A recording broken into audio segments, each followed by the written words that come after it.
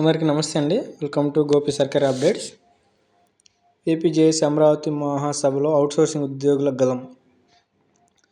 Outsourcing contract employees ఒక సంఘాలు ఉంటాయి కదండి, వాళ్ళు మీటింగ్ పెట్టుకున్నారు. ఇది జస్ట్ నేను ఎక్స్ప్లెయిన్ చేస్తాను. గవర్నమెంట్ ఎంప్లాయీస్ అందరూ జస్ట్ మీకు ఇది క్లియర్గా ఎక్స్ప్లెయిన్ చేస్తాను, జూమ్ చేస్తాను. ఏపీజేఏసీ అమరావతి 4వ మహాసభ అవుట్సోర్సింగ్ ఉద్యోగులు వేలాదిగా పాల్గొని విజయవంతం చేసినారు. అవుట్సోర్సింగ్ ఉద్యోగులు సమస్యలపై ప్రతి సందర్భంలోనూ ఎలక్ట్రానిక్స్ మీడియాలోనూ, ప్రింట్ మీడియాలోనూ, ప్రభుత్వ పెద్దలతోనూ, అదేవిధంగా అధికారులతోనూ ఎప్పుడు సందర్భం దొరికినా మన గురించి మాట్లాడే నాయకుడు APJAC Amaravati chairman Shri Bopparaju. APJAC Amaravati మనకు ఎప్పుడు అండదండగా ఉంటుంది. ఇది అసోసియేషన్ అండి ఏపీజేఏసీ అనేది. కాబట్టి అవుట్సోర్సింగ్ ఉద్యోగులు రాష్ట్ర నలుమూలల నుండి వేలాదిగా తరలి వచ్చారు. ఈ నెల 5వ తారీఖున విజయవాడ తుమ్మలపల్లి కళాక్షేత్రంలో ఏపీజేఏసీ అమరావతి 4వ మహాసభకు ముఖ్య అతిథిగా గౌరవ ఆంధ్రప్రదేశ్ ఆర్థిక శాఖ మంత్రి, మన ఇద్దరు మినిస్టర్లు కూడా అటెండ్ అయ్యారండి. ఆర్థిక శాఖ మంత్రి పయ్యావుల కేశవ్ అండ్ గౌరవ వైద్య ఆరోగ్య శాఖ మంత్రి సత్యకుమార్ యాదవ్ గారు. వీళ్ళిద్దరు అంటే కీ పర్సన్స్ ఇన్విటేషన్ వచ్చారు. ముఖ్యంగా ఫైనాన్షియల్ మినిస్టర్, ఎందుకంటే మన ఏమేంటి మన రూల్స్ అంటే మన ఫైనాన్షియల్ మొత్తం ఎంత ఇస్తున్నామని వాళ్ళకి తెలుసు కాబట్టి ఆ వ్యక్తి కూడా వచ్చారు. ఓకేనా.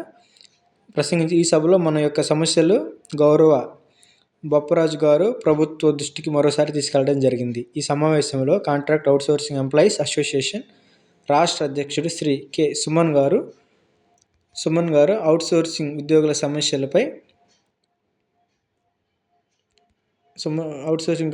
ఉద్యోగులపై గళం ఎత్తడం జరిగింది. హెచ్ఆర్ పాలసీ అలాగే అవుట్సోర్సింగ్ ఉద్యోగుల భద్రత కల్పనలో భాగంగా మొప్మా సెర్చ్. ఓకేనా, ఇక్కడ చూడండి, మొప్మా సెర్ప్ ఉద్యోగుల మాదిరిగా హెచ్ఆర్ పాలసీ. మొప్మా సెర్ప్లో చేస్తున్న జాబ్ ఎంప్లాయీస్ వాళ్ళు కాంట్రాక్టు ఎంప్లాయీస్ అండి. వాళ్ళకి హెచ్ఆర్ పాలసీ అమలు చేస్తూ ఉద్యోగ భద్రత భరోసా కల్పించారు. వాళ్ళు కాంట్రాక్ట్ ఎంప్లాయీస్, అవుట్సోర్సింగ్ ఎంప్లాయీస్ ఉన్నారు. మొప్మా సెర్ప్ వాటిలో ఉన్న వర్క్ చేస్తున్న వాళ్ళకి ఉద్యోగ భద్రత ఉంది, హెచ్ఆర్ పాలసీ కూడా ఉంది. అయితే అవి ఎట్లా ఏర్పడినవి? సొసైటీ యాక్ట్ కింద ఏర్పడినవి. సొసైటీ యాక్ట్ కింద ఏర్పాటు చేయబడిన మొప్మా సెర్ప్లో పనిచేస్తున్న కాంట్రాక్టు అవుట్సోర్సింగ్ ఎంప్లాయీస్కి హెచ్ఆర్ పాలసీ ఉద్యోగ భద్రత కల్పిస్తున్నారు. అయినప్పటికీ ప్రభుత్వ శాఖల్లో పనిచేస్తున్న అవుట్సోర్సింగ్ ఎంప్లాయీస్ సొసైటీ యాక్ట్ ద్వారా ఏర్పడిన వాళ్ళకే ఇస్తున్నారు. ప్రభుత్వ శాఖలో పనిచేస్తూ ఉన్నారు చాలామంది అవుట్సోర్సింగ్ కాంట్రాక్ట్ ఎంప్లాయీస్ చాలామంది వర్క్ చేస్తూ ఉన్నారు. వాళ్ళకి మీరు ఎందుకు ఇవ్వట్లేదని మన నాయకులు అడిగారు. ఉద్యోగులు హెచ్ఆర్ పాలసీ అమలు చేయకపోవడం చాలా బాధాకరం అన్నారు. ప్రభుత్వం పార్ట్ టైం ఉద్యోగులైన అంగన్వాడీ వర్కర్, గ్రామ రెవెన్యూ సహాయకులు, ఆశా వర్కర్లు తదితర ప్రభుత్వ సర్వీస్ రూల్స్ని ఏర్పాటు చేశారు.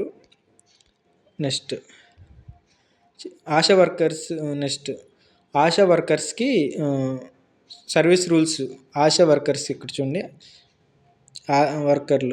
ఆశా వర్కర్స్కి సర్వీస్ రూల్స్ని ఏర్పాటు చేశారు. ఆ సర్వీస్ రూల్స్ అంటే మనం మెయిన్గా మాట్లాడుకోవాలి. సర్వీస్ రూల్స్ గురించి చాలా రకాల సర్వీస్ రూల్స్ ఉండే. రిక్రూట్మెంటు, డ్యూటీస్, రెస్పాన్సిబిలిటీస్ అని, pay allowance, service rule, pay allowance, leave rules, conduct rules, disciplinary rules, retirement rules అని చాలా ఉంటాయి.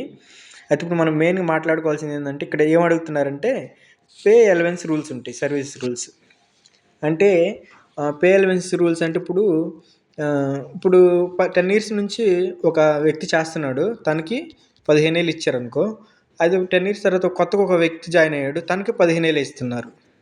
వాళ్ళకి తేడా లేదు. ఓకేనా. ఆ తేడా ఏంటి?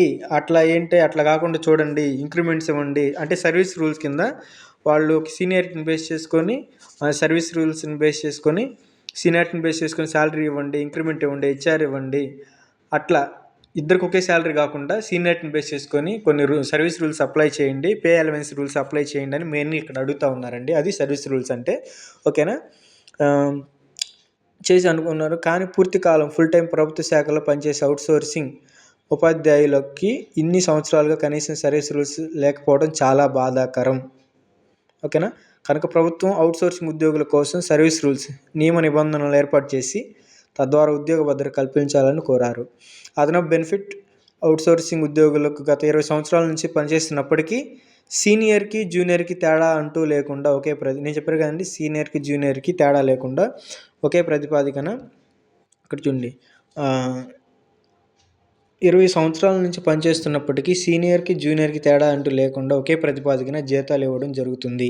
కనుక సీనియారిటీ ప్రతిపాదిక కనీస సర్వీస్ నిబంధనలు పెట్టి సంవత్సరానికి ఒకసారి అదనపు బెనిఫిట్ ఇంక్రిమెంట్ ఇవ్వాలని, సంవత్సరానికి ఒకసారైనా ఇవ్వాలని కోరడం జరిగింది. సంక్షేమ పథకాల వర్తింపు కొంతమందికి సంక్షేమ పథకాలు అవుట్సోర్సింగ్లో చేస్తున్నాము, 15 ఏళ్ళు తక్కువ శాలరీ ఇచ్చినా కానీ నువ్వు అవుట్సోర్సింగ్ చేస్తున్నావని కొన్ని గవర్నమెంట్ పథకాలకి కొంతమంది ఎలిజిబుల్ చేయట్లేదు. ఫర్ ఎగ్జాంపుల్ చెప్పాలంటే హెల్త్ డిపార్ట్మెంట్లో ఎంఎన్ఓలు వాళ్ళు ఉంటారు కదండి, హాస్పిటల్లో వాళ్ళకి సంక్షేమ పథకాలు వర్తింపు చేయరు. అట్లా చాలామంది ఉన్నారు. సో చేయాలని అడుగుతూ ఉన్నారు. అవుట్సోర్సింగ్ ఉద్యోగులందరికీ కూటమి ప్రభుత్వం తమ ఎన్నికల మేనిఫెస్టోలో పెట్టిన విధంగా సంక్షేమ పథకాలు వర్తింపు చేసి అవుట్సోర్సింగ్ ఉద్యోగుల కుటుంబాలను ఆదుకోవాలని కోరడం జరిగింది. అదండి విషయం. అంటే మెయిన్గా ఏంటంటే సర్వీస్ రూల్స్ని అప్లై చేయాలని అడిగారు. సర్వీస్ రూల్స్ అంటే నేను చెప్పాను, అర్థమైంది కదా. సర్వీస్ రూల్స్ అప్లై చేయండి. చిన్నోళ్ళకి అంటే సీనియారిటీకి మరి తర్వాత వచ్చిన ఒకే శాలరీ అట్లా కాకుండా ఇయర్లీ ఇంత ఇంక్రిమెంట్ ఇవ్వండి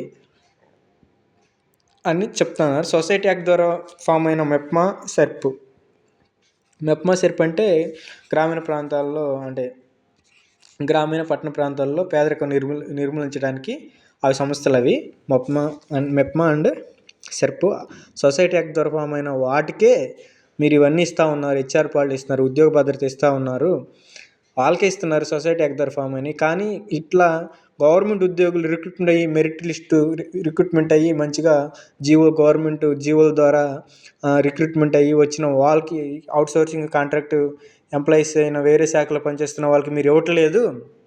సో దాన్ని మీరు ఒకసారి అని మన మంత్రివర్యులకి తీసుకెళ్లారు మన నాయకులు. ఓకేనండి, ఇది విషయం.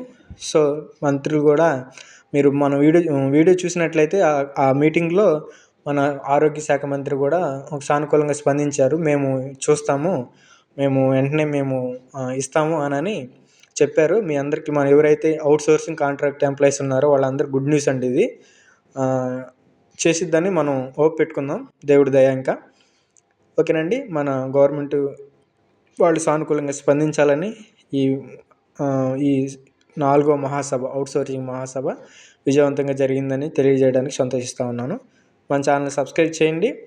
ఓకేనండి, మీ ఎవరైతే ఉన్నారో మీ రిలేటివ్స్ ఎవరైతే అవుట్సోర్సింగ్ కాంట్రాక్ట్ అవుట్సోర్సింగ్ జాబ్స్ చేస్తున్న వాళ్ళందరికీ మన వీడియో షేర్ చేయండి, సబ్స్క్రైబ్ చేయండి. ఓకేనండి, థ్యాంక్ యూ ఆల్.